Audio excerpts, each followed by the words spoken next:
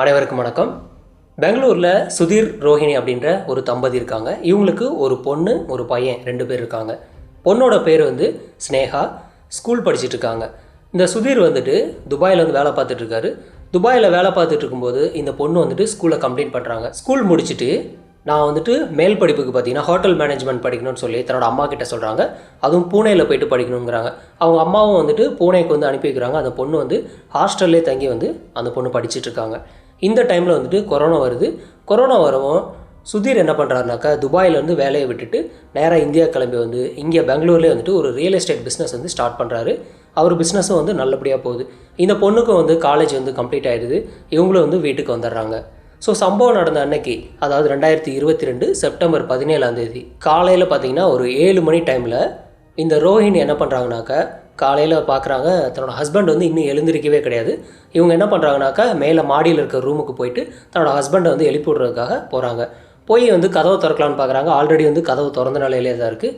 பார்த்த உடனே பயங்கரமாக சத்தம் போட்டு கத்துறாங்க. இவங்க சத்தத்தை கேட்டு கீழே இருக்கக்கூடிய இந்த ஸ்னேகாவும் மேலே ஓடிடுறாங்க. பார்த்தா இந்த பொண்ணும் பயங்கரமாக கத்துறாங்க. ஸோ இவங்களோட சத்தத்தை கேட்டு அக்கம் பக்கத்தில் வீட்டில் இருக்கக்கூடிய எல்லாரும் வீட்டுக்கு வர்றாங்க. பார்த்தா எல்லாருக்குமே ஒரு அதிர்ச்சி. இந்த சுதீரை யாரோ பயங்கரமாக வெட்டி கொலை பண்ணியிருக்காங்க.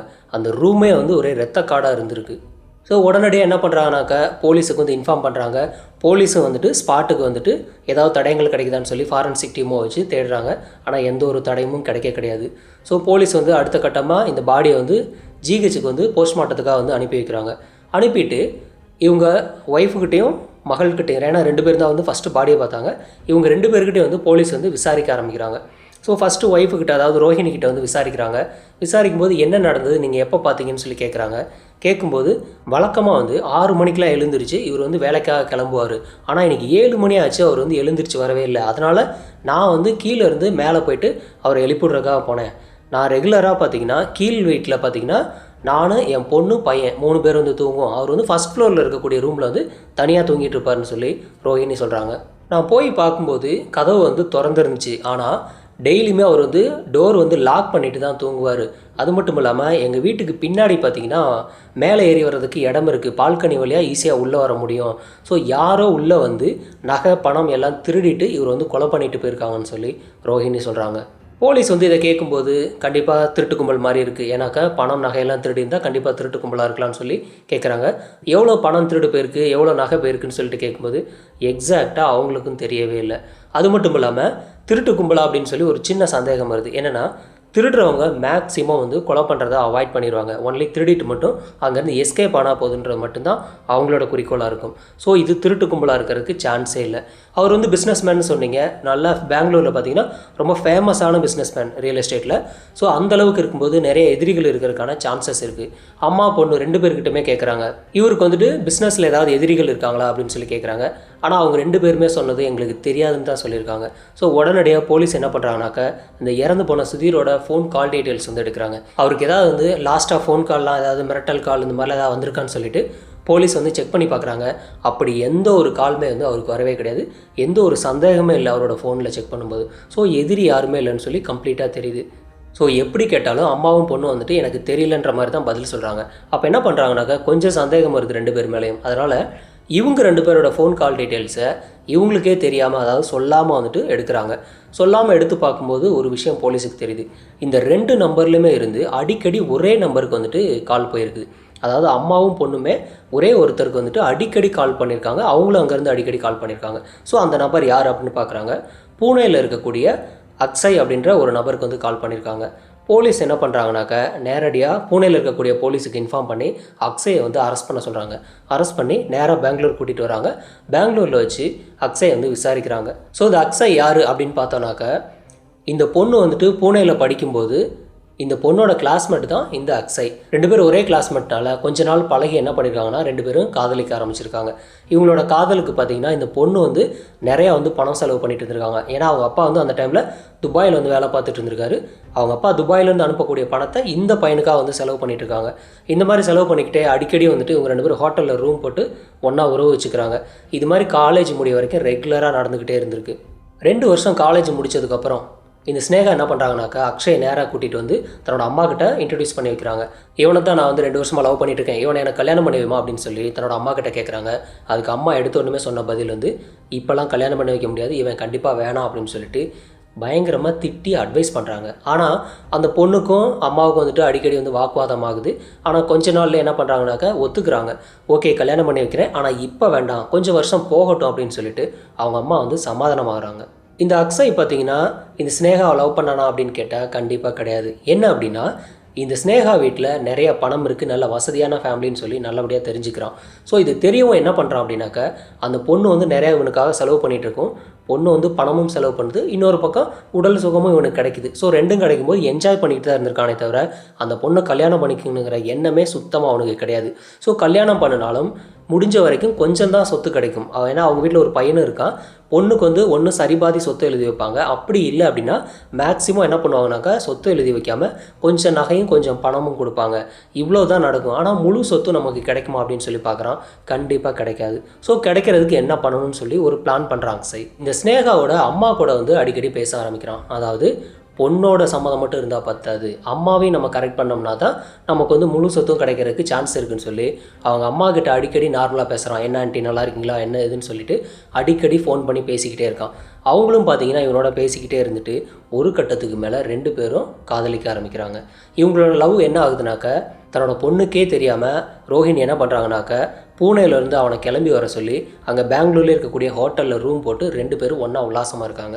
இந்த மாதிரி அடிக்கடி வந்துட்டு பூனேலேருந்து அவனை கிளம்பி வர சொல்லி ஹோட்டலில் ரூம் போட்டு 2 பேரும் உல்லாசமாக இருந்துகிட்டே இருக்காங்க. ஆனால் இது வந்து தன்னோட பொண்ணுக்கு வந்து சுத்தமாக தெரியாது. கொஞ்ச நாள் வந்து இந்த மாதிரியே போய்கிட்டே இருக்கும்போது ஸ்னேகாவுக்கு ஒரு சந்தேகம் வருது. என்ன எப்போ பார்த்தாலும் வந்துட்டு அம்மா வந்துட்டு இவன் அக்ஷய்கிட்டே வந்து கால் பண்ணி பேசிக்கிட்டே இருக்காங்க அப்படின்னு சொல்லி சின்னதாக ஒரு சந்தேகம் வருது.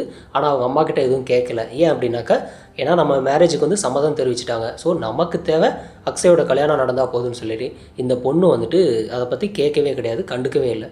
இந்த கொரோனா டயத்தில் இந்தியா வந்த சுதீர் என்ன பண்ணுறாருனாக்கா பிஸ்னஸையும் ஸ்டார்ட் பண்ணிவிட்டு இன்னொரு பக்கம் தன்னோட பொண்ணுக்கு வந்துட்டு வரன் பார்க்க ஆரம்பிக்கிறாரு. ஸோ மாப்பிள்ளை பார்த்துட்டு இருக்கும்போது ஒரு தகவல் வருது. ஏன்னா இவர் வந்து ரொம்ப ஃபேமஸான பிஸ்னஸ் மேன் அப்படிங்கிறதுனால நிறைய பிஸ்னஸ் மேனோட பழக்க வழக்கங்கள் இருக்குது. ஸோ நிறையா ஹோட்டல்லேருந்து ஒரு இன்ஃபர்மேஷன் வருது. அடிக்கடி உங்கள் ஒய்ஃப் வந்து ஒரு பையனோட வந்துட்டு ரூம் போடுறாங்க அப்படின்னு சொல்லிட்டு ஒரு தகவலை சொல்கிறாங்க. இதை கேட்ட அவருக்கு ஷாக்கு. ஏன்னா நம்ம ஒய்ஃப் வந்துட்டு இன்னொருத்தனோட வந்து ரூம் போட்டிருக்காங்களான்னு சொல்லிட்டு நினச்சிட்ருக்காரே தவிர ஆனால் ஒய்ஃபுக்கிட்ட இதை பற்றி கேட்கவே கிடையாது. ஏன்னா குடும்பத்தில் பிரச்சனை வேணான்னு சொல்லிட்டு இப்போதைக்கு அவர் கேட்கல. அது மட்டும் இல்லாமல் திரும்ப ஒரு இன்ஃபர்மேஷன் வருது. என்னென்னா திரும்ப அதே மாதிரி பல ஹோட்டல்லேருந்து என்ன வருதுனாக்கா உங்கள் பொண்ணு ஒரு பையனோட வந்துட்டு ரூம் போட்டிருக்காங்க அப்படின்னு சொல்லி திரும்ப ஒரு இன்ஃபர்மேஷன் வருது.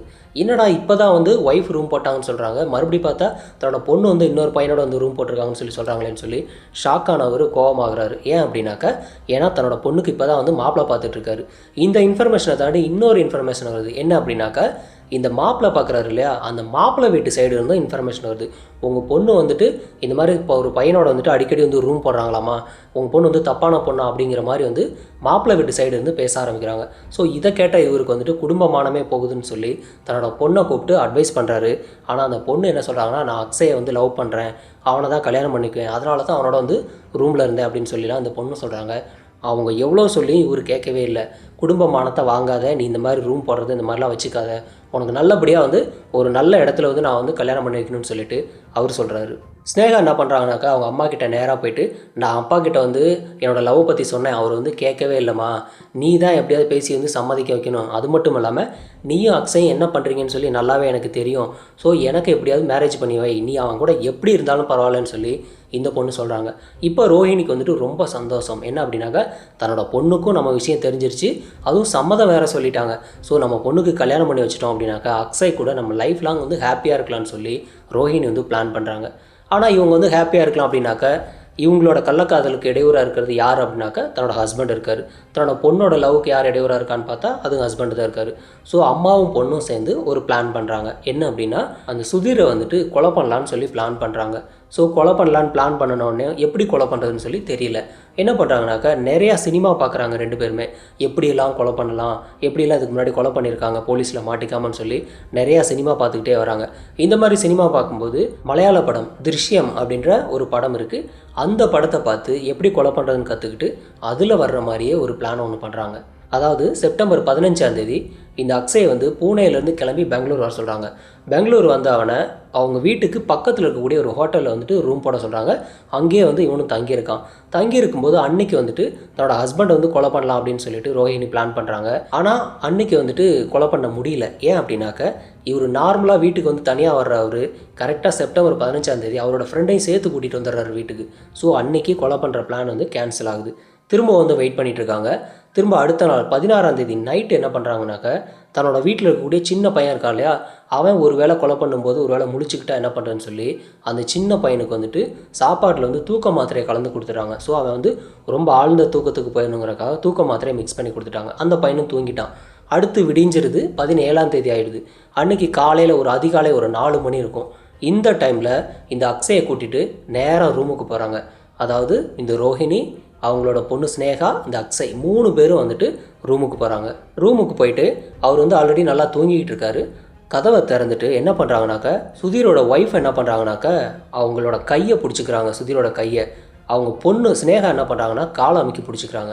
இந்த மாதிரி 2 பேரும் பிடிச்சிக்கிட்டாங்க. அதுக்கப்புறம் இந்த அக்ஷய் என்ன பண்ணுறான்னா அவரோட மேலே ஏறி உட்காந்து கத்தி எடுத்து சரமாரியாக வந்துட்டு வெட்டிடுறான். ஸோ இந்த மாதிரி வெட்டவும் பயங்கரமாக வந்துட்டு ரத்தம் வெளியில் வந்து அந்த இடத்துலையே அவர் வந்து இறந்து போயிறாரு.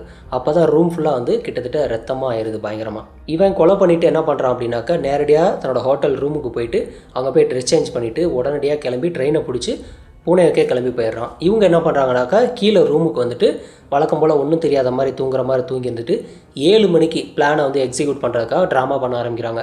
இவங்க வந்து நேரடியாக மேலே போனாங்களாம், கதவை திறந்தாங்க. இந்த மாதிரி இறந்து கிடந்தாருன்னு சொல்லி பயங்கரமாக கத்தி ஊருக்கும் போலீஸுக்கும் ஏமாற்றணுங்கிறதுக்காக இந்த மாதிரி ஒரு பிளானை பண்ணியிருக்காங்க 2 பேரும். இந்த பொண்ணோட காதலுக்காகவும் இந்த ரோஹிணியோட கள்ளக்காதலுக்காகவும் இந்த சுதீரை பார்த்தீங்கன்னா 2 பேரும் துடிக்க ஆக்சுவலாக கொலை பண்ணியிருக்காங்க. எந்த அளவுக்கு மனசு வந்ததுன்னு தெரியல. இத்தனை வருஷமாக கூடவே இருந்து சம்பாரித்து போட்டு தன்னோட ஃபேமிலியை வந்து நல்லபடியாக பார்த்துக்கிட்ட மனுஷனை துடிக்க இந்த மாதிரி 2 பேரும் சேர்ந்து கொலை பண்ணுறதுக்கு எந்த அளவுக்கு மனசு வந்ததுன்னு தெரியல. கள்ளக்காதல் வெறி வந்து அந்தளவுக்கு போயிடுச்சா என்னன்னு தெரியல.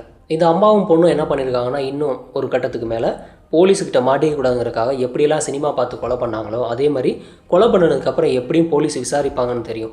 ஸோ அந்த விசாரணையில் நம்ம மாட்டிக்கவே கூடாது. அதுக்கு என்ன பண்ணலாம் அப்படின்னாக்க இந்த பாபநாசம் படத்தில் வர மாதிரி வந்து என்ன பண்ணியிருக்காங்கன்னா முன்கூட்டியே என்னென்ன போலீஸ்லாம் கேள்வி கேட்பாங்க, நம்ம எப்படியெல்லாம் பதில் சொல்லணும்னு சொல்லி 2 பேருமே நல்லா வந்து ட்ரெயின் ஆகியிருக்காங்க. ஸோ அதனால் 2 பேருமே எந்த கேள்வி கேட்டாலும் ஒரே மாதிரியே பதில் சொல்லிட்டு இருந்திருக்காங்க.